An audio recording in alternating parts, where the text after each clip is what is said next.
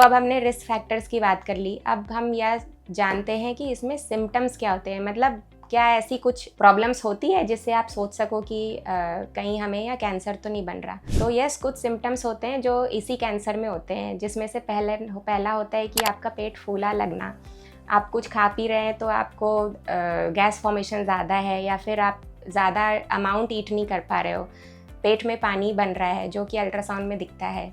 उसके अलावा आपका जो एपेटाइट है वो कम हो गया है, आपके पीरियड में प्रॉब्लम्स आ रहे हैं, या तो पीरियड बहुत लेट से आ रहे हैं या फिर पीरियड्स बहुत जल्दी आ रहे हैं, ये सब भी एक साइंस होते हैं। और चीज़ें जो हो सकती हैं वह यह है कि आपके पेट के निचले हिस्से में आपको काफ़ी पेन फील होता है या फिर हैवीनेस फील होता है। अगर आप हाथ से छू रहे हो अपने पेट को, तो बहुत सारे पेशेंट्स में उनको खुद से भी गांठ पता चलती है छूने में।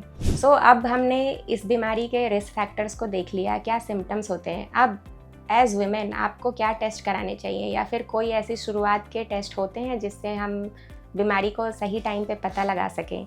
तो यस, कुछ टेस्ट्स होते हैं जो कि बहुत ही सिंपल हैं। आपने अल्ट्रासाउंड देखा होगा या फिर आपने CA-125 टेस्ट का नाम सुना होगा। बहुत टाइम पे ओवरी में कोई भी सिस्ट होती है ना, तो हम अल्ट्रासाउंड कराते हैं, CA-125 कराते हैं।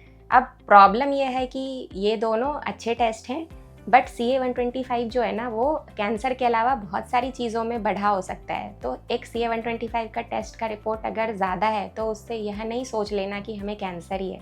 हमें अल्ट्रासाउंड देखना होता है, जिसमें अगर गांठ में कुछ परिवर्तन दिखते हैं या फिर कुछ चीज़ें दिखती हैं जो आपके गायनेक ऑन्कोलॉजिस्ट ही डिटेक्ट कर सकते हैं कि उसमें क्या ऐसी चीज़ें दिख रही हैं जिससे हमको कैंसर का शक हो रहा है। तो उसके बेसिस पे हम आगे कुछ टेस्ट करते हैं, जैसे MRI हो गया, CT स्कैन हो गया, PET स्कैन हो गया। अगेन PET स्कैन मैंडेटरी नहीं होता to make a diagnosis of ovarian cancer. ये मैं पेशेंट्स में रूटीनली देखती हूँ कि वो सिंपल टेस्ट ना करके सबसे पहले हम सबसे एडवांस टेस्ट पे चले जाते हैं।